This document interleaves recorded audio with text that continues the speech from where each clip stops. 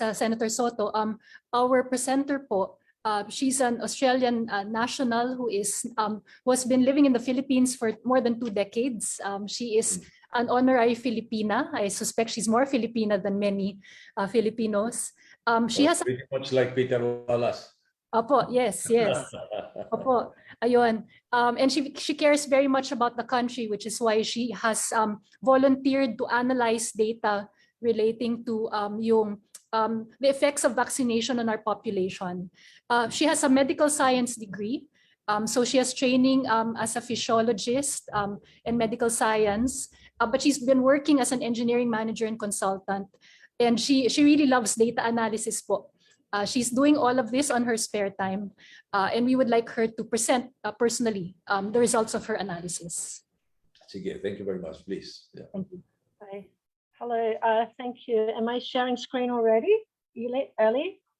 Not yet. Yeah, just go ahead and share your co-host. Okay, I'm just gonna. Yeah, just like what we did in rehearsal. Yes. I just have to find the right screen. Here we go. Share screen options. There we go. I can't see it. Hang on. My screen is not big enough. Okay, share screen. Here we go. Okay. Can you explain why she remains anonymous, ma'am? You will remain anonymous? Only because I don't want attention, because I'm an expat here. But I'm very prepared to share all of the information that I have prepared. So I want to start with a prayer because I believe the information I'm sharing is of the utmost importance. So I'm saying, God, please guide us, your humble people in this endeavor. Grant us your strength, your wisdom, and the strength and tenacity. Open the ears and minds of our leaders. Open the eyes, hearts, and minds of our citizens. I'm your servant and your vessel. Now, what I would like to say, Senator, if you would like to ask questions, please do, no problem. I would like to say before I start, the key thing we need to remember is that any public health measures should not be worse than doing nothing, okay? So what I have tried to do is to review the data that is available in the Philippines now and to set out a logical case on whether or not the current public health measures are working. Okay, how do I'm trying to see how to get my slides to move. Okay. There should be. I can't do page down. There are arrows. Oh, there we go. There. So, okay. So what I have done is I've done a review of the Philippines population data on registered births and deaths. And the reason I have done this is because it is concrete information. Okay, why am I referring to population data? Bearing some catastrophic event, population death rates are typically stable over time. Population data, including all-cause mortality, is a very good reflection of population health. And population birth rates also follow very predictable patterns and are very stable over time. So we only see changes in population births and deaths with major population movements, demographics. We can see it with economic situation changes or some catastrophe. So this is why I'm referring to concrete data published by the Philippine Statistics Authority. Okay, so you ask, how stable is population death data? I have presented here 10 years of death data. And when we look at this data, you can see that our death changes only range from minus 0.5% to 5% on a year-by-year basis. Please keep this in mind as we go through the presentation. We don't expect to see any major changes in population death within a short time. Okay, stability of birth data. This is also from the Philippine Statistics Authority. And we look at birth data from 2010 to 2019, and our year-on-year changes range from minus 0.2% to 2.5%. This is very stable. I'm presenting this because you need to understand this as a background to the information I'm going to present. Okay, the impacts of lockdown on population. We will expect impacts. So our lockdowns here started on the 16th of March, and the lockdowns have continued up until now. We also know that poverty will increase due to lockdowns and will decrease life expectancy and increase death rates, short and long term. We also know that a lower income and increased poverty gives us less access to medical care, which may mean higher deaths, also less quality food, and people may defer having children. So we could expect our birth rates to go down. Our birth rates may also be affected by less movement of people because we don't have OFWs coming home and becoming pregnant during their holidays. And because we have had no face-to-face school or higher education for the last 2 years, we would expect lower rates of teenage and unmarried pregnancy. However, for the pregnancies, remember we have a 9 to 10 months delay before you would see any implications, because the pregnancies that occurred prior to lockdown will still proceed. Okay, so sources of my data. All of this data is taken directly from the Philippine Statistics Authority. This is their data drop dated 29th of November 2021. And I've also referred to the Department of Health COVID bulletins for data about COVID death rates, COVID incidents, vaccination. So I cannot question if this data is completely accurate or not, but what I will present, you will see the trends on what is happening. So I've compared 2019, 2020, and 2021 data. The reason I look at 2019 is 2019 was the last normal year, and we should see normal patterns of births and deaths in that year. So after we had lockdown on 2020, our data should show the impacts of lockdown. And then bear in mind also on the March 2021, we started population vaccination. So population data from March 2021 should reflect the impacts of the mass vaccination program and would also include the impacts of the lockdowns. Okay, so I'll just remind you, we had several priorities for the rollout of vaccines. The initial vaccine rollout was priority A, which is health workers, frontline workers, and senior citizens and people with comorbidities. Then in the third quarter of 2021, middle of the year, we started with teachers and the eligible B group. And then by the fourth quarter, we moved to the entire population. Again, this will be relevant for the information I'm going to present. Please also note that the vaccine booster started in November, and this is not reflected in any data yet because we don't have data up to November on population. Okay, so here it's 2019, 20, and 21 births.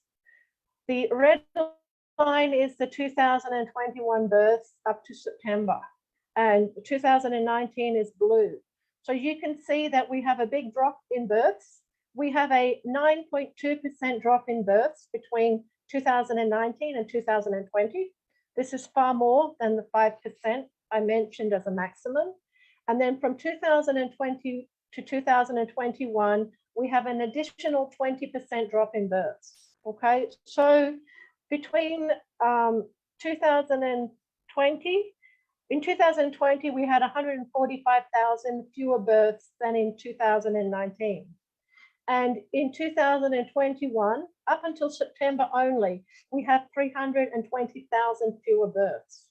So we have a catastrophic drop in the number of babies born. If you want to look at the daily births, 2019 were 4,500, 2020 daily births, 4,200, and now in 2021, our daily average births are only 3,300.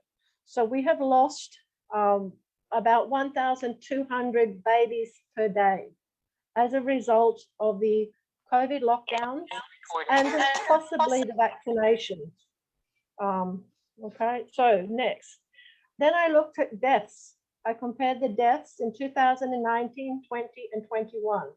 In 2019, our last normal year, our daily deaths were averaged at 1,700 a day. Okay, in 2020, we had no excess deaths. In fact, we had a drop in deaths. This is the line showing our deaths in 2019. So we didn't have any excess people die. In 2021, however, we have a very large excess of deaths.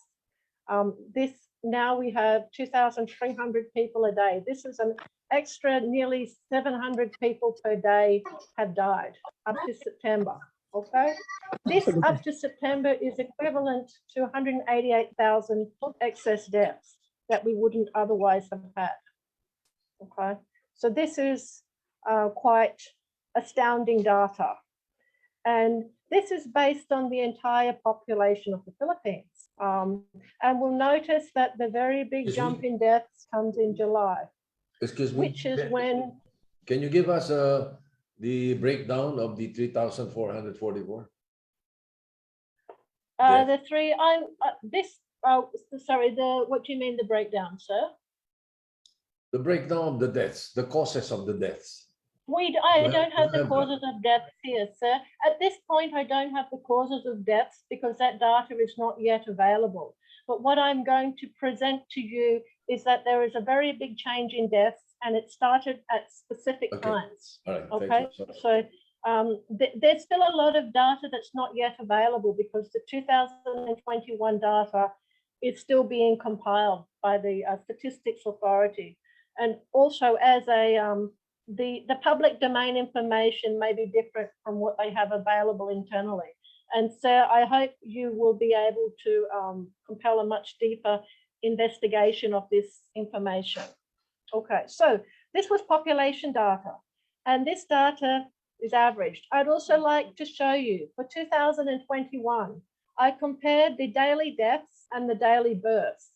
Our daily deaths have risen from the beginning of January up to August, and our daily births have also dropped. And as of September 2021, we are already having more deaths than births. So this is a effective depopulation point. And if this continues, our country's population will drop. Okay, so again, this is the entire Philippines population. It's based on registered deaths and registered births. And the data as of September, we may still see additional deaths registered due to late registrations. So the situation may become worse in the final data. Speaker. Okay. There. Okay. So I have here the caveats. All of the data I've taken is at face value directly from publicly available information. I've also considered now that the Philippines whole population evaluation is too broad to look at because the effects will be average, blunting any specific effects. I also remind you that pregnancy takes 14 weeks, so any impacts on registered live births will be delayed by 9 to 10 months. I'm also going to show you that there were no excess deaths in 2020, the first year of lockdown. I've showed you that already. And I will also show you that there was minimal difference in deaths in January and February of 2021. This is highly significant because the vaccine rollout started in March. Okay, so increases in deaths and the sudden increases that we observed cannot be attributed to lockdowns. They have to be due to the intervention because they're very sudden. Okay, the data is still preliminary. It may be revised, but it will probably make the data look worse, not better. Okay, and the data for 2021 is only available up to September, which is the last relatively complete monthly data set available. Also note that booster dose delivery started in November, and we have no data yet available to assess any implications of this. Okay, I would also like to bring up that vaccination of pregnant women started in early August of 2021, and they started vaccination of women mostly in their third trimester. So this would have impact on pregnancies starting August, September, October, November. So if there were an impact from vaccinating pregnant women, we should start to see that in the last available data set, and it should become more apparent as we have more data available. Okay, so I then did a breakdown of assessment of birth and death data in 6 NCR cities. I looked at District 1 and District 2. I looked at the excess registered deaths from 2020 to 21. The reason I took this data is because I had complete data available, even though we know that the 2020 data could have been slightly less deaths than usual. So the excess deaths that I see in these 6 cities range from 12 to 35% above normal. And all of the cities show similar patterns, which this is far greater than the 5% maximum historical variation. I also see a reduction in registered births ranging from -20% to -34%. This is also far greater than our historical 2.5 maximum variation. San Juan showed depopulation. They already have less births than deaths.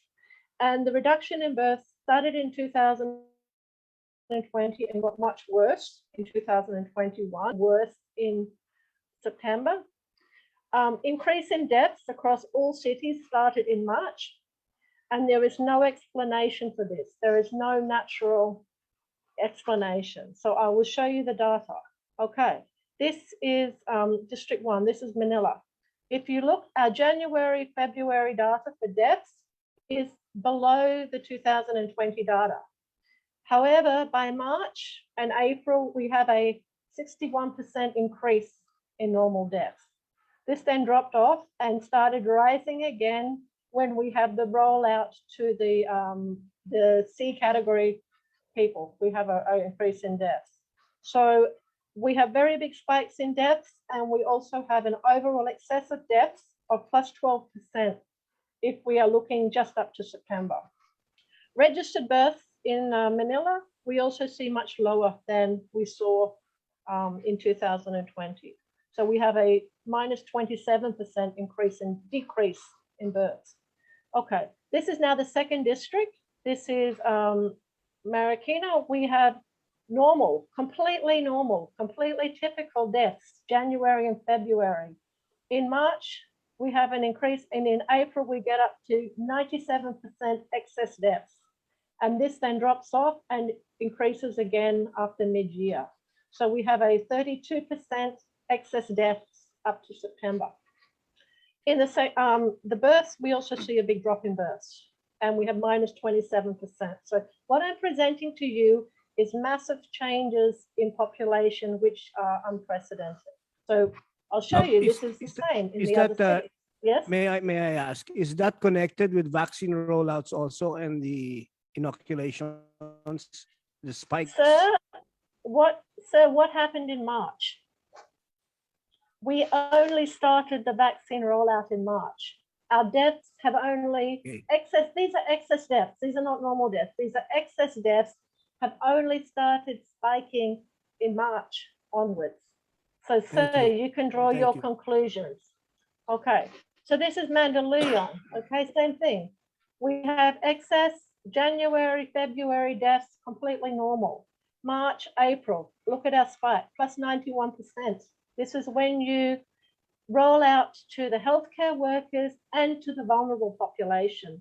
When you vaccinate a vulnerable population with a product that is perhaps has issues, you will expect a much higher than typical death rate. So I expect that what you are seeing here is the vaccines have had a big impact on the longevity of the vulnerable population who were involved in that intervention.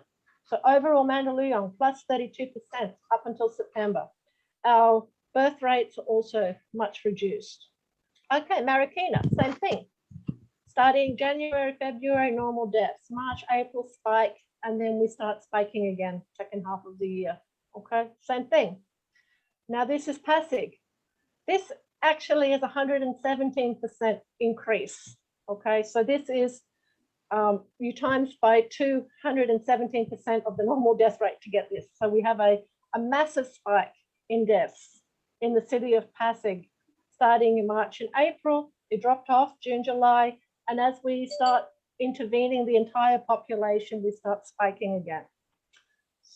Okay, I think this data speaks for itself. Quezon City, same thing. see spike in March and April, correlating with a certain intervention, and we have birth rates dropping off. So, and then this is also San Juan. Okay, San Juan, we have a big spike. We also have a depopulation with our deaths at 878 being higher than their births. So we have depopulation in San Juan.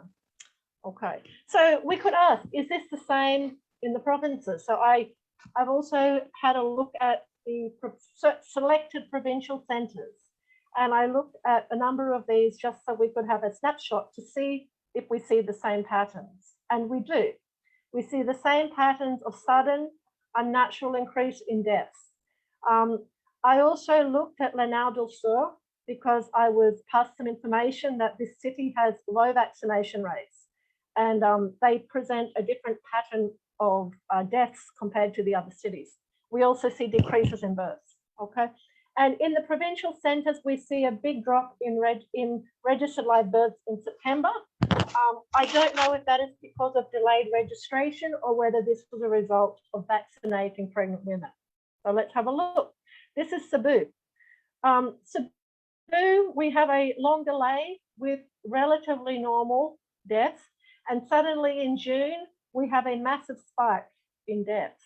Now, I understand the mayor of Cebu was also fairly reluctant to vaccinate her population, so it would be revealing to identify when their vaccination rolled out.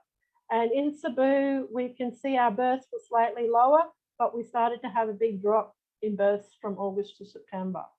So this represents a highly unusual pattern. Negros Occidental, same thing. We start March, slowly March, April. So if these cities are able to correlate when their vaccine rollout started, I don't have this data, so I could not do that yet. You may be able to see that the rise in deaths happened in the months after the vaccines started. Okay, this is Iloilo. Iloilo also had a slow rollout, and then we have a massive increase in deaths in August, September. Okay, and their birth rates continue to be lower. Okay, this is Davao, same thing. Davao, we have excess deaths actually all year, but with a big increase, overall 43% increase, and decrease in births of minus 19%. So I'm presenting that this is quite catastrophic data. So I was sent this, Lanao del Sur, this was yesterday's newspaper. Lanao del Sur is saying they need government help because they only have 16% of their population vaccinated. So let's have a look at what Lanao del Sur looks like. This is a small city. So their death rates were higher than usual. We see a spike in March, which could correlate potentially to healthcare workers being vaccinated, followed by a drop. And here maybe delays in registration. But this city, they were saying this city have a lot of vaccine hesitancy. Perhaps their citizens saw something happen in March, which has increased their hesitancy as the year went on. I can't draw any conclusions. This is just data, which needs to be looked at further. Okay, so summary of my findings here. We see sudden increases in mortality in all of the regions reviewed. These are far above historical year-on-year changes of 5%. We have registered birth decreases are also far above the historical changes of 2.5%. And the start of the excess deaths and drop in births varies by regions. So we want to ask if the big drops in birth registration in September are a result of delayed birth registration or from vaccination of third trimester pregnant women. The November data should be revealing. And there appears to be no possible natural explanation for these patterns. So it has to be due, at least in part, to the intervention. So could the intervention be implicated in excess deaths? I then looked at excess 2021 deaths against 2019 deaths, which were the last year of normal deaths, by month and by the number of vaccines dosed. I also looked at the cumulative excess deaths in 2021 versus the 2019 against the cumulative number of vaccines of all brands. The initial doses vaccines in the Philippines in March were Sinovac and AstraZeneca, and all of the other internationally available emergency use products became available within the year. Okay, so we have everything. We can't specifically target any vaccine. So here is my prediction. I'm predicting that excess registered deaths in 2021 could be well in excess of 400,000 if the current patterns continue. And this is based just on dose 1 and 2 of vaccine. So it was mentioned earlier that we have reports of 1,200 deaths related to vaccines. Well, it's quite possible that we have unexplained deaths for several 100,000 deaths.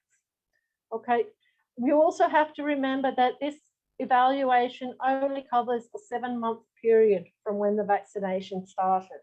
And we would expect that the deaths may escalate over time if long-term consequences start accruing. Okay, so I did an evaluation. This is a little bit complicated, but what I did is I looked at I tried to correlate the number of vaccines given with the excess deaths. And in the beginning of the year, the data was not stable, but by July, August, and September, I came up with an increase in excess deaths of 0.41% per dose of vaccine. So what this means effectively is that for every 250 doses of vaccine, one person will die. We cannot say that is the cause, but when we look at the population data, one person dies in excess for every 250 vaccines given. So this is how I plotted this. Okay, the blue is total deaths per month. This is normal deaths. Okay, I plotted the COVID deaths so you could see the contribution of COVID deaths against the total monthly deaths. I've also plotted excess deaths so you could see how much of the deaths were excess. So you could see in January we have a negative excess deaths and we have a small COVID deaths here. It's I have to check the data. Anyway, February, March, we start to see an increase in COVID deaths. We also see an increase in excess deaths, which escalates through the year. Okay, and we also see overall deaths increase. This is because our normal death rate is relatively steady, but the increase in height of this bar is due to the increase in excess deaths. Now, what I have identified is that for every 1,000 vaccines, we will have about 4 people die. Okay, but if we look at the infection fatality rate for COVID, we will have approximately 1.5 person die for every 1,000 cases. So the number of deaths from the vaccines based on this evaluation are more than double the number of deaths that would occur from COVID. And you also need to understand that not everyone will get COVID, but if everyone is vaccinated, everyone is subject to that risk. So this was based on 1 death per 250 doses of vaccine. If you get 2 doses of vaccine, the chance of dying becomes 1 in 125. Okay, more data. So this is how I plotted. This is just the total vaccine doses per month against the total vaccine doses per month against the excess deaths per month. Okay, you can see it follows a fairly similar pattern, but not exactly. However, this is when I looked at the cumulative deaths per cumulative dose of vaccine. And this is what I say, 1 excess death per 250 doses of vaccines. This is the vaccine doses in orange, and this is the deaths, excess deaths in blue. There seems to be a very concerning relationship between these 2 lines.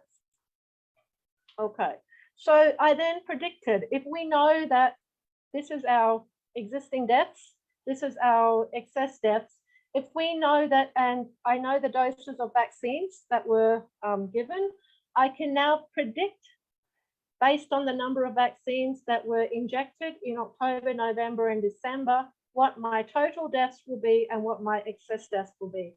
So I am predicting that by the end of the year, we will have somewhere around 450,000 excess deaths. Okay. Wow. And if we look at the COVID contribution to the excess deaths, it's only 9.35%, which means that 91% of the excess deaths are not attributed to COVID, even if we assume that all of the excess deaths were due to, if we assume that any COVID deaths are counted as excess deaths, they're not counted as normal deaths.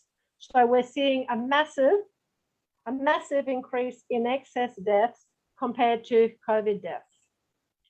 Okay, and again, this is the preliminary data, 0.0041 excess deaths per dose of vaccine, 1 per thousand, 4 per thousand, sorry. So this is a table that I was provided, and this is the principle I mentioned at the beginning. The outcome from any health intervention must not be worse than doing nothing at all. And then we look at the infection fatality rate. This is the infection fatality rate for COVID. And we can see that for most of the population, the infection fatality rate for COVID is low. And it's lower than the 0.41%, which I have identified as the death rate from the vaccines. It is only for people above 60 years of age that their risk of dying from COVID becomes greater than their risk of dying from the vaccine. Okay, so I will just present, this data speaks for itself.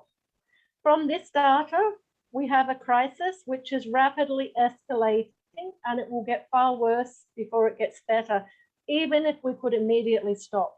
And remember, we're already the middle of January. We don't have complete data for October, November, December. We're missing 3 months data. And we can also recall that we had a massive vaccine drive in early December. That will have very big health consequences. The current crisis only reflects the short-term consequences of the lockdowns and the intervention. So if the Philippines has entered a depopulation phase, apparent from last September's data, remember comparison of births and deaths, and it's getting worse, this will be the worst crisis ever in our history. And we have a depopulation event in full swing. I would also present that the focus on our major regional cities such as NCR means that we have vaccinated most of our professionals, most of our business people. And if the situation gets worse, we may lose a lot of our business leaders in the future. And now I make an appeal. And Senator, I'm so glad you're here. So any senator, councillor, mayor, barangay captain, church, or community leader who sees this data, I'm pleading with you to act now on the side of caution, because we need to address these sequelae. You cannot say you have not seen this data. Once you've seen this, we must pause, because if we don't, the consequences are going to be unbearable. And this is an article written by Business World, which also discussed. So I can hand over to Attorney Tanya. I'm sure there will be many questions. Senator, I can give you all of my information, and I'm happy to answer any questions. Senator Sotto. Thank you, Francis. I think there were a number